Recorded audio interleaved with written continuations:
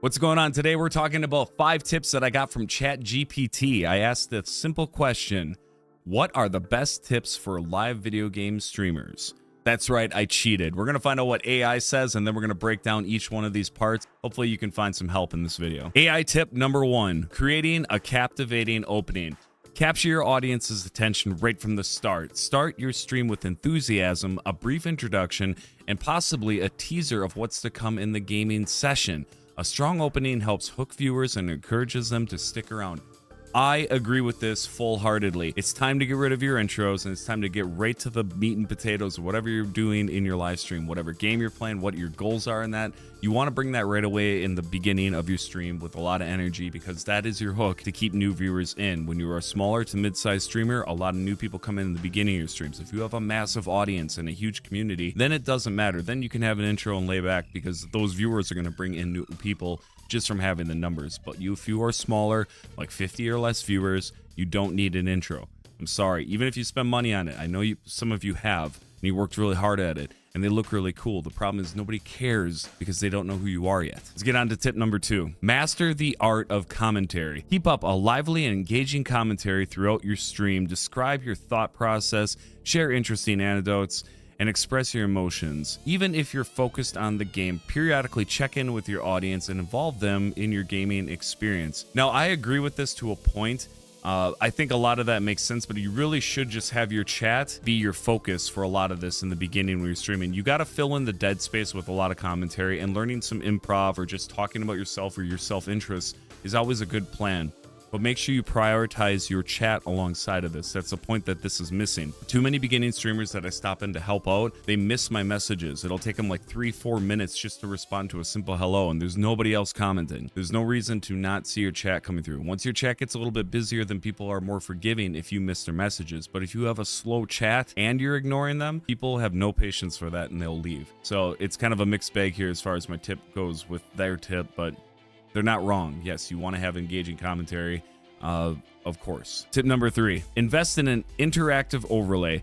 Use overlays to display important information such as recent donations, top contributors, or current goals. Interactive overlays can include alerts for new followers, subscribers, or donations. These visual elements add professionalism to your stream and enhance viewer interaction. I don't think this should be in their top 5 tips at all as far as AI goes. I think like having your alerts, yes, but an interactive overlay, I think when they talk about, lively, engaging stuff going on all around your stream, it's kind of overkill sometimes. I know Own.tv's got a ton of options, and there's a bunch of fun little things you can add to your stream, but to me personally, I don't think it really matters so much as long as you take care of the previous tips that we talked about. But you definitely want to give acknowledgments for follows and likes and donations, of course. I'm kind of in and out when it comes to donation goals. Like, yeah, you can have them, but if you make your stream about money, people sniff that out pretty quickly and they have no patience for it. So it's something to be aware of. Yeah, this one's just not that great on as far as, basic overlays should definitely have alerts, but other than that, this should not be the 3rd tip, I don't think. Tip number 4, collaborate with other streamers. Networking is crucial in the streaming community. Collaborate with other streamers either by co-streaming or participating in multiplayer games together. This not only introduces you to new audiences, but also creates engaging and dynamic content for your viewers. The collaboration goes beyond what they're suggesting here. So a lot of it is just simple basic networking, like watching other streamers, getting, talking a little bit, rating them. Hopefully they rate you back. You kind of build up those friendships with other streamers. And then you can start doing the co-streams and collaborations and all that stuff. I think this is a good tip overall, because the lone wolves out there they always hit a plateau and they never really get anywhere after a point, because they get too paranoid about losing viewers to other streams. And honestly, that's not something to be really concerned about. There's not a whole lot of poaching that actually happens. It's mostly because you are turning off the viewer. So keep that in mind. Somebody coming in as their page as a streamer and talking about their stream is not necessarily going to hurt you.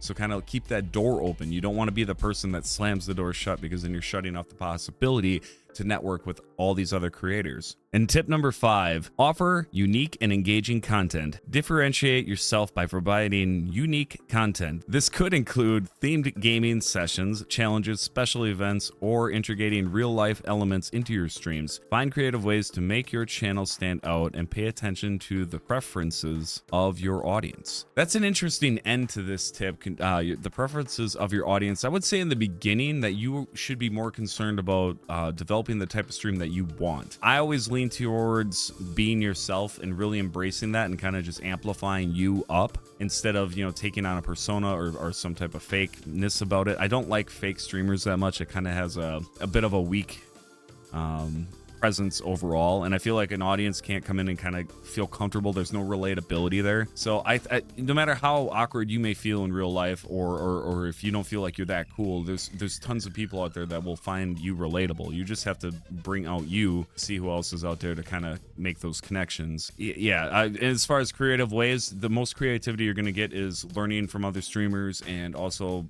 taking something and putting your own spin on it. Yeah, it's not a bad tip, but the problem is there are so many variabilities and different streamers out there already. You definitely want to have your bases covered. And honestly, like, I'm going to throw in some extra tips here just to get you guys started, because I feel like the AI missed some of the basics here that you're really going to need. 1, try very hard to get your audio to sound the best that you can.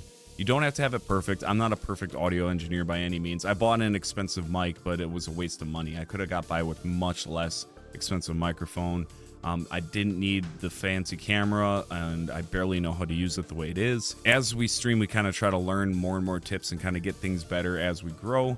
So audio is always one to put the focus on. If you watch your stream back and your playback and your audio sucks, that's a huge red flag to a lot of people. If you watch your playback and there's a bunch of dead time in your stream, then you need to work on your talking a little bit more. And taking these tips that I'm telling you right now is also a huge point. Learning to self-evaluate these things will help you out more than anything AI can provide you. Watch your streams, learn and think about the things that you can do as a streamer. I'm not talking about the game. The gameplay is irrelevant at this point. You want to obviously play games that are going to bring some people in, but you want you to be the best you can be, and that's not just gameplay. It doesn't matter if you're the best in the world. There's always somebody better. It really comes down to making micro improvements every single time to get things better. So take these AI tips with a grain of salt, but actually incorporate them a bit. Like, I really believe that these are not bad by any means, but I can't state it enough that your audio and self-evaluation and learning little improvements along the way are really going to be more helpful than anything AI is going to give you, because you have to decide what kind of stream you want to do.